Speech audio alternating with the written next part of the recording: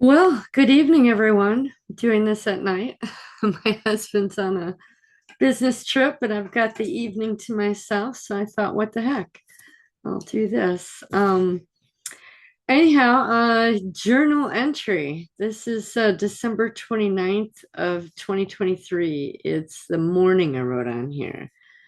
I had a dream where Mary is my sister. Angie's the oldest, Mary's the middle, and I'm the youngest. I had a dream where Mary and I were trying to open a door with a combination lock on it, like a large bank door. We had a hard time to recall the combination, but I finally did. I had this aha moment in the dream. The number was 47632. And this has gone through my head for hours and hours now, all night and morning. 47632. Now it's bedtime of the same day. I could not get that number out of my head, but once I wrote it down, I then forgot it. Amazing. I think this was an MK Ultra type trigger word. It just made me shudder. I also had a dream before the combination dream that I was driving a huge semi truck filled that had no brakes going downhill, and I had to stop it. I could have chosen to flip it in a sharp turn to stop it, or at the last minute, I was able to turn the other way and run into a grassy berm of sorts. So I did. I was fine. The semi was totaled. I would have died the other way. I went right back to work and didn't tell anyone. I put on the side here so you can, well, you can't see that. Anyway, after I'd gone back and read it, I remembered more details. I kept thinking I should do the right thing. It was my responsibility. It was a company truck, but I didn't. I didn't tell anyone. It belonged to them at work, and no one asked about it. It was now just gone. No one had any idea. So then the next page, and this is a totally different entry. I didn't record the date or anything. It says, I can see the building now. What I thought was two floors really is three. And I'm referring to the Masonic Lodge with the coven in the basement and the lodge on the second floor. What appears to be windows on three sides from the outside is not really. They are filled with curtains and blinds, except for the first floor of the building. So the second and third floor had like these fake looking windows, but the first floor had windows with curtains and blinds on them. I believe this is a Masonic temple slash lodge somewhere in and around Elkhart, Indiana, and that's where I was born. And that's where my father's parents lived, and we'd go there on the summers for vacation. And that's where the SRA took place, some of it. The first floor was said to be for Sunday school. The carpet was laid out and there were chairs in a circle before each incident of ritual, for lack of a better word. Afterwards, the chairs and rugs were laid out again. The public were not allowed upstairs or the basement, but rarely the public went there. Mom was allowed a quick look only once. And then I have a sketch here, which I'm going to put on the screen. Let's see if I can make this larger. I told myself to make this little mouse look larger. And this is not the best sketch, but this is the basement. This is the first floor, the second floor. Now, along the sides of the building are staircases. So from the first floor, you enter in and you can go downstairs or run upstairs, hit the first floor, run around, hit the second floor, and come up. So this is the basement where the witches were, and they had I was thinking about this just a moment ago. I think this room was like, I don't know, I want to say 60 feet by 60 feet, which is kind of ironic. I wouldn't measure it, but it was perfectly square. And then you add in the staircases, and that's what made the building rectangular. And the first floor where was the pretend Sunday school. And this is what was on the floor under the rug. And then this is the Masonic Lodge. And if you'll notice, six-pointed stars. Um, anyhow, let's see. Yeah, I'll make that larger. Um,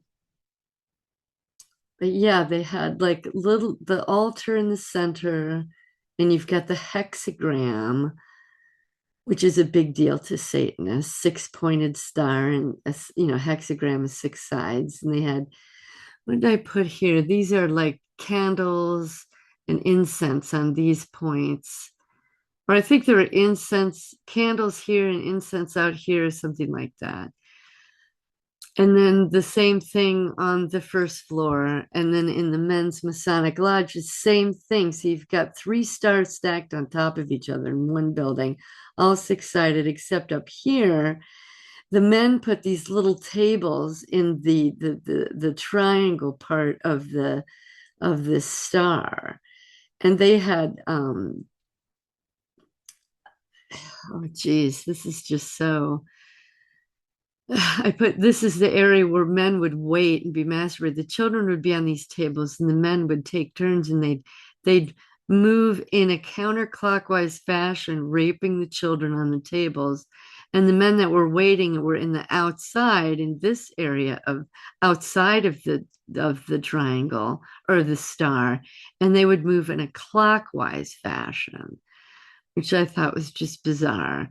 You get a bathroom here, the stairwell. Over here was like a little library. This was like the bookshelf. There's a table here, these like fake windows, a couple chairs and a table. But incense and candles going on all floors in each hex corner. So yeah, there. What does this say? Read it here. Oh, a ziggurat pedestal for master and mistress. Okay, yeah, this is this part. It was like a step up part where the Grand Master sat there with his two lieutenants, and these were pillars right there. That's probably the Jachin and the Boaz for the Masonic pillars. And what I put here, a bed, table, sex happened there. And then on the first floor, this was just a dressing room that happened to be over the top of the stairs. Over here was a bathroom under this stairwell. Um, but the women, same thing, is in this hexagram, the women moved in a counterclockwise fashion. And in the outer circle, they were moving in a clockwise fashion. And here in the basement is where they sacrificed. They hung the person dead center over this table. This is where Jennifer was standing, the teenage girl that was sacrificing her baby, my grandmother. Judy or Jody, I still don't know really what her name is. She was my grandmother's like second in command or lieutenant or whatever. This is my sister Mary was made to stand outside of the pentagram. And this side over here is a place of cabinets, a stove, a sink, a counter, cabinets. What is that, right? Oh, a fridge, right? So this is like a little kitchen area. But you got to ask yourself what I need a stove for. And under here, over here, is where there was an incinerator underneath the higher portion of the stairs. So there's an incinerator right here. And in later sketches and later journal entries, I later realized that there's an opening right here in this wall. Now, this is in the basement, and there was a tunnel entryway in here. So the trafficked children were brought in through this tunnel that had bones embedded in the walls and the floor, and it's like a little altar space with skulls and candles. And so they're freaked out and terrorized coming through this tunnel, and they come in here and they're placed and sacrificed right here, their body parts put in, the refrigerator and wherever, or whisked away upstairs. And so now when you went upstairs, you'd go here, come around, and it was like a ziggurat. I don't know if you know what a ziggurat is. Let me pull that up here so that you can see what a ziggurat is, which is a big deal for these people. But it's a way of moving in a uh, oh shoot.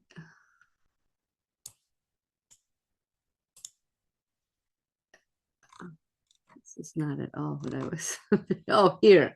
So they have these stairwells going up and around these different temples. This isn't what I was thinking of, ziggurat.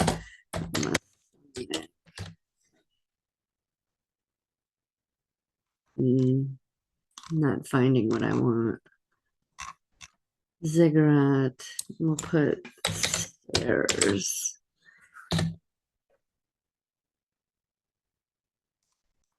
Well, that's interesting. Military people on there. Anyhow, you'll see it in some wealthy people's homes where they have these stairwells that circular and go up. That has some sort of significance. Ziggurat. Oh, yeah. See here, like this building. Oops, shoot.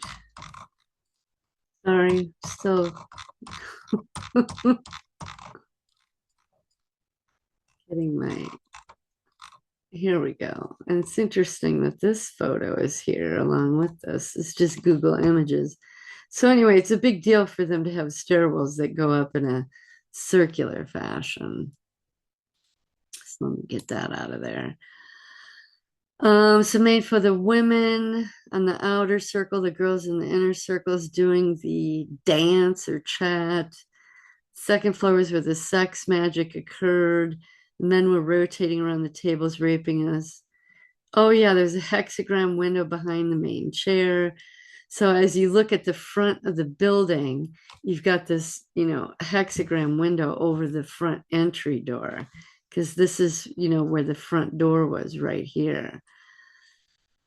Oh, yeah, and I forgot in the basement here that they also had like a raised area with like a main chair with two things. So there must have been other things going on there. So let me get rid of that. And I will continue on. So this entry is December 31st of 23. So that's what? Oh, yeah, just like a day or two later. I realize now that the whole ritual was a setup for me and Mary on that day. When we got there, we children went into the room and moved away off to the side, stacked the Sunday school chairs against the wall, and rolled up the two rugs against the wall. And yeah, the ladies closed the curtains, blinds. Then we'd go get our robes that hung in a closet along the stairwell to the basement. And I'll show you that again.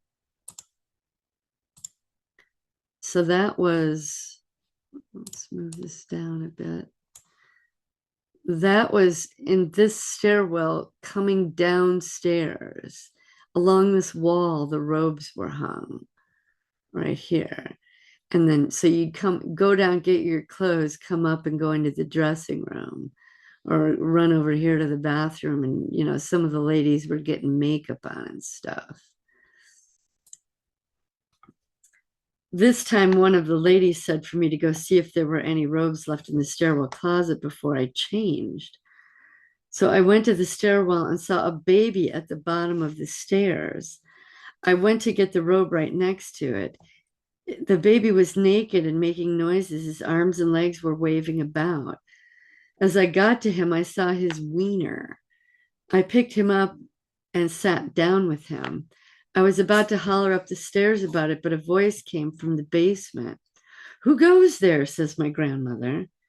"Do we have a spy?" says Jennifer from the other side of a doorway. This confuses me. I say, "No, somebody's baby is out here naked." Bring him in, Grandma and Jennifer said in unison.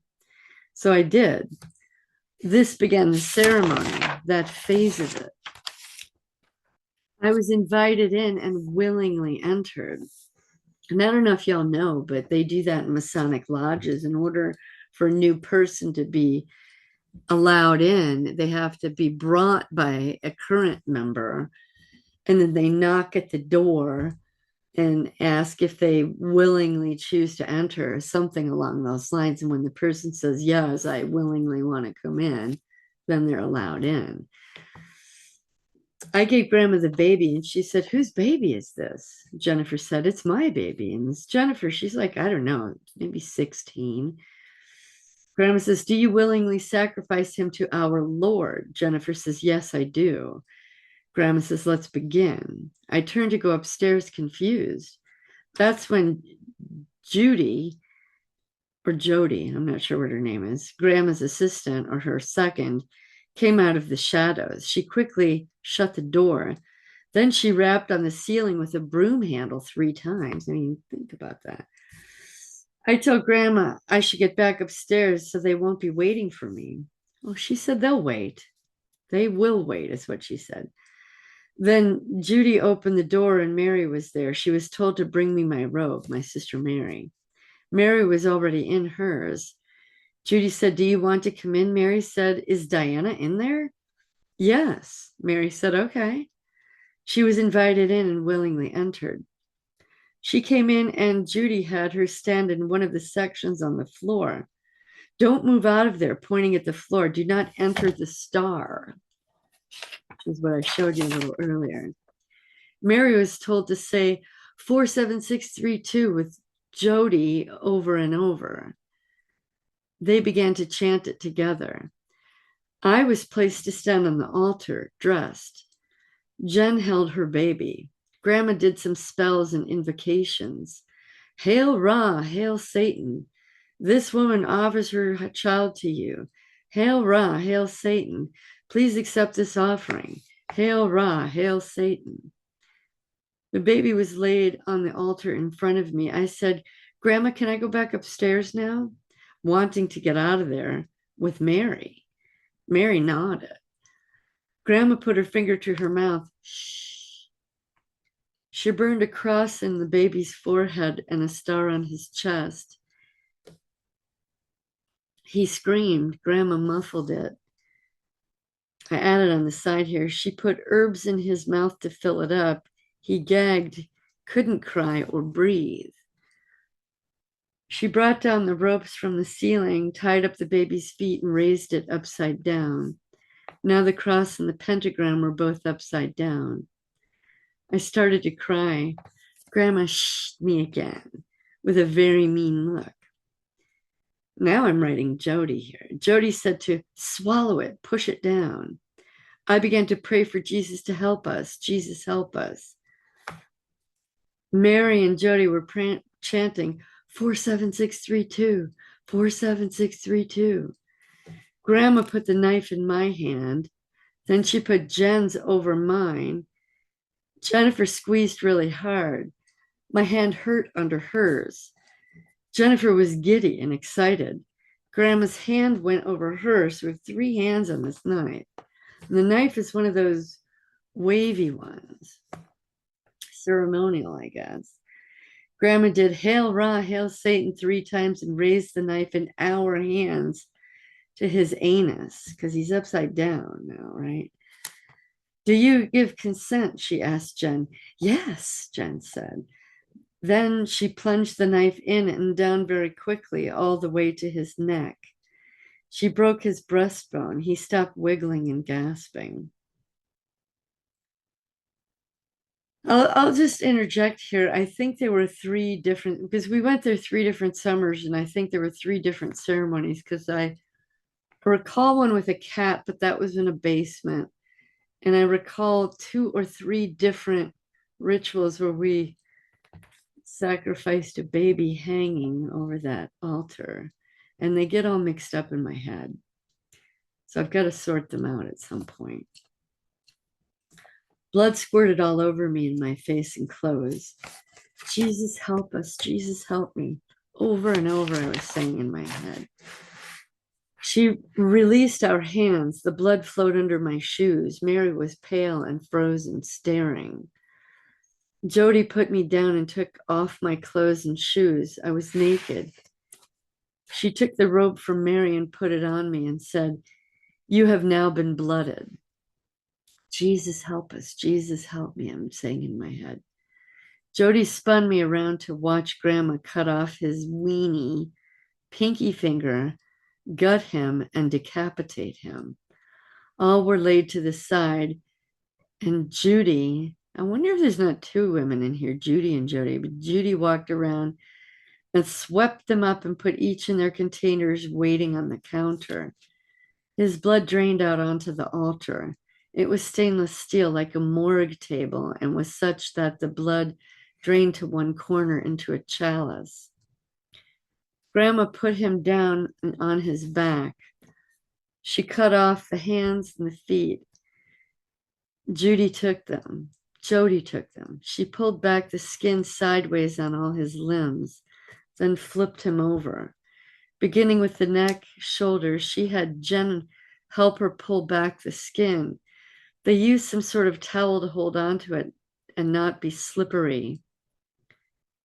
They moved the arms above his head. They pulled the back of his arms, the skin off the back of his arms, then to the shoulder blades, then the full thing down to the hips. Then she had me stand on a crate and reach up to help Jen pull the skin to the legs, so it was like the mid back. I was shaking. I couldn't see through my silent tears. I just pulled. Grandma smacked my hands away. "You'll tear it. I'll do it." She took over. I almost fell off the crate, but Judy stood me back up. I looked over and Mary was a ghost and frozen. They got it all off the legs. Now it was free of him. Grandma put the, I always feel it.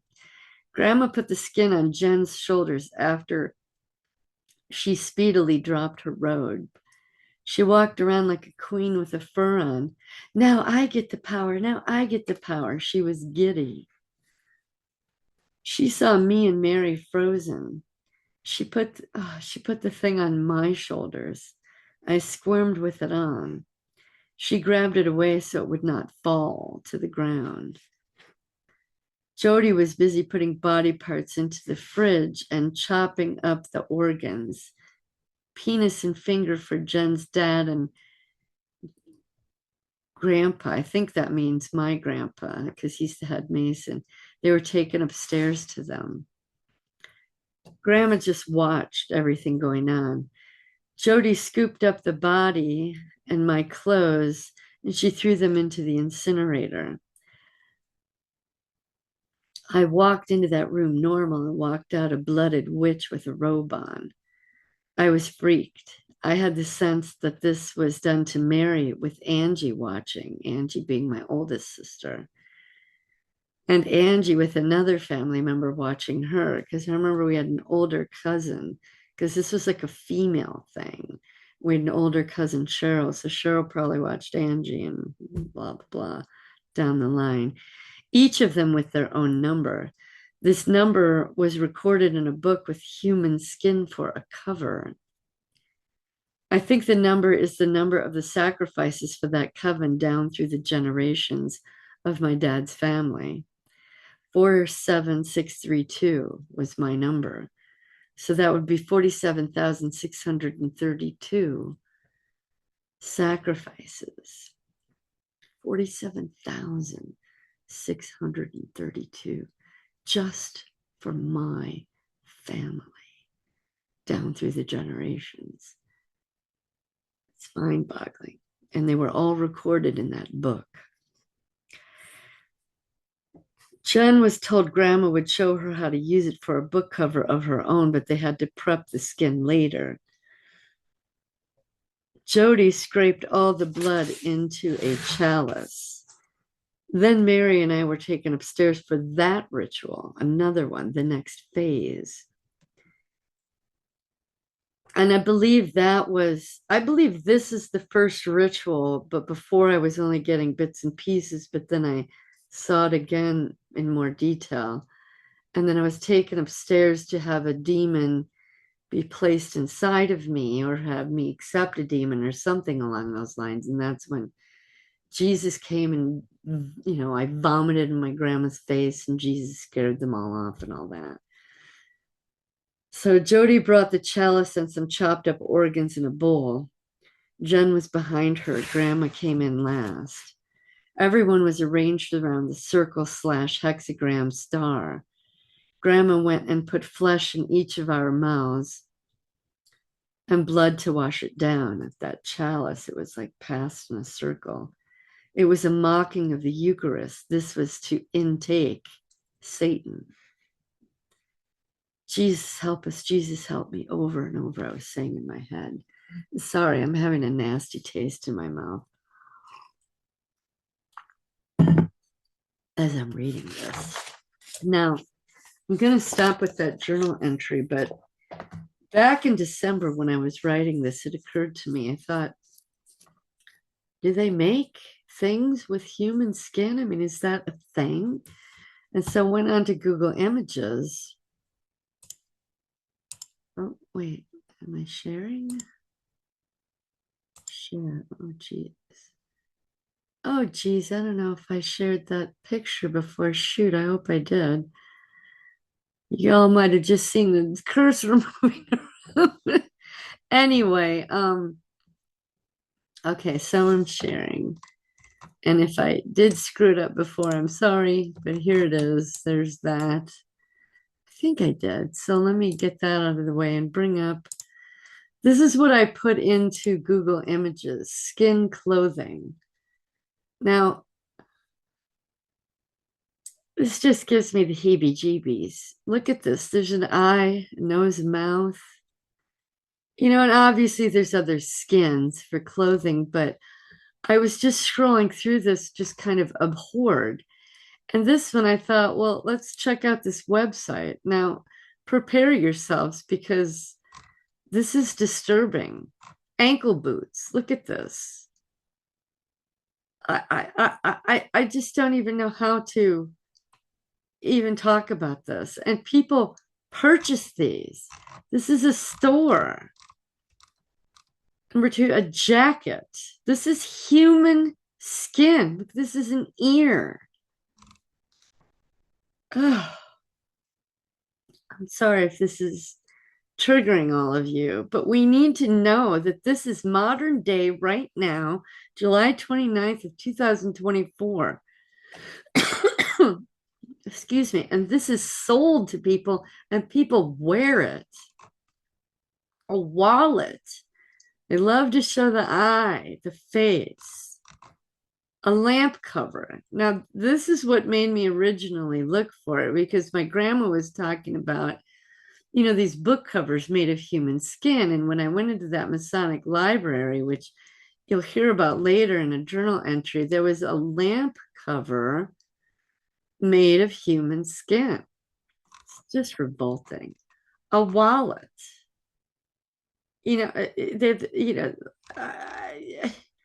A purse, a hat.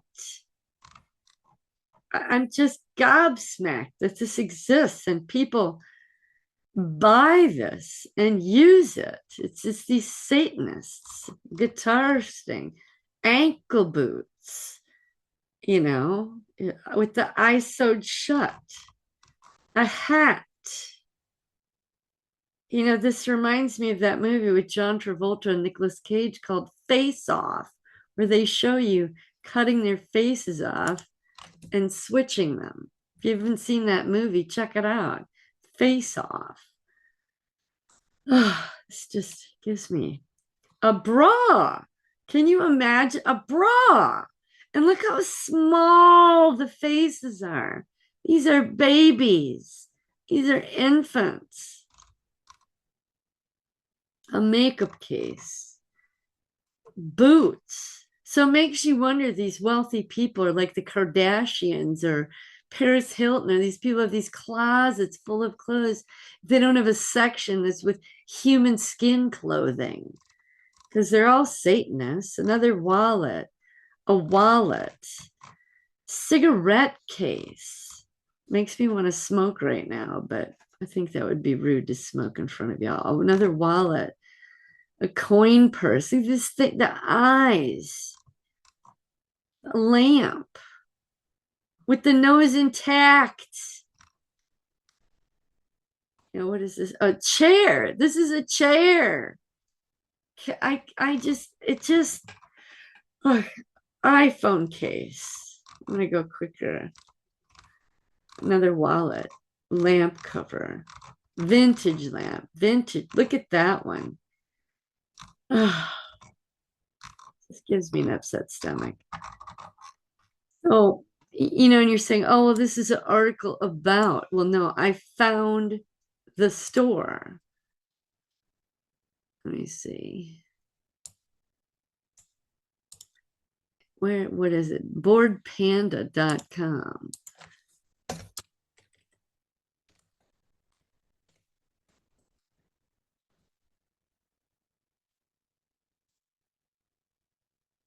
Boardpanda.com. I mean, now look at this. Standing on a head, granted, I don't know if that's real or not. I hope the lead I'm mining will be used in your paint. I don't even know what that means. This? Last time I looked, you could actually shop. Trending. Funny art and shopping. There it is. Oh, see, they've completely changed their website. This is where all that stuff was. And they had prices on them. So I guess you got to log in to do that. What is this? Oh, Lady Gaga. So, you know how fucking twisted she is. Anyway, I don't, that's enough of that. But just so you understand the reality of what's going on right now in our world with human skin, I've got to get out of here because this is disturbing me. Yeah, and look at this art. Is this the most terrifying clothing line ever? Would you pay hundreds of thousands of dollars to wear your worst nightmare? While creatives Kayla Arena and Toby Barron have created a creepy clothing series that is designed to look as if it was made from human flesh. Really? They called it Ed Gein, and anyone can order a piece on their Etsy. We should go there. If you're wondering, Edward Theodore Ed Gein was one of America's most infamous killers and body snatchers. His crimes gained attention when the authorities discovered Gein was exhuming corpses from nearby graveyards and designing trophies from their skin. Movies like Psycho, The Texas Chainsaw Massacre, and others were inspired by the life of this horrific man. I don't believe that this is the main component of these handmade monstrosities, latex, silicone, and jacket. The creators claim that the drop dead sexy boots and other creations are hand sewn together with love and spooky thoughts to make sure you stand out from the crowd. But it's hard to believe that anyone would look like Freddy Krueger in honor of a mad serial killer. What do you think about this series? Just making lighthearted out of it. It's just disgusting. Oh, shoot. I wanted to go to that link. Let's see what Etsy shows us. Oh, currently not selling. So yeah, they've scrubbed the shop, and I mean, you probably have to log in to be able to. Let's see. I guess we could do that, but I'm not going to. Just disgusting. Anyway, let's stop share now. But I guess that's enough for this entry, and you know, I have to say the reason I don't believe that that's latex or fake is because as a child, I was in a butcher shop where I saw just over 100, maybe a couple hundred people chopped up and skinned, and the skin being treated. And I watched the master there, if that's what you want to call him, the head devil dude. Um, a tailor was literally cutting the pieces of skin to fit his body, and they sewed them together. And he wore a complete bodysuit from all, even covering his face and neck, completely covered in human skin, other humans' skin on top of his own, including shoes, and put his robe on. And then we went up to the roof of this butcher shop and had this bizarre ceremony. So you'll hear that down the road in one of my journal entries. But anyway, I know it's gruesome, it's horrible, but I just, that's my channel's here to show is the journey. you know this was the memory I had in December, and it wasn't until I think 2 weeks ago, at mid-July, that I remembered the rest of it. So if anybody out there is wondering where all these hundreds of thousands, if not millions, of people disappear to every year, or thousands every week, month, whatever, this is where they go. Sacrifices, and for these sick fuckers to, I guess, spit in God's face. So, anyhow, the next video will be a TED Talk. So, that'll be a different vibe. And then I'll put up the experiment series. And then after that, a Signs and Symbols series. So, you got Monday, Wednesday, Thursday, and Saturday, because on Tuesday and Fridays, I have my counselor, and Sunday, I take the day off. Not really. I work on part stuff on the computer. So, anyhow, thank you for listening. And I'm sorry if I triggered you. But that's how I remembered things myself, is because someone else was talking about something and it triggered me. It triggered a memory. And generally, it'd be a physical response, but for me, it's also an image. So I write it down as quickly as I can. So, anyhow, thank you for listening. Thank you for coming along on my journey. And I will see you next time.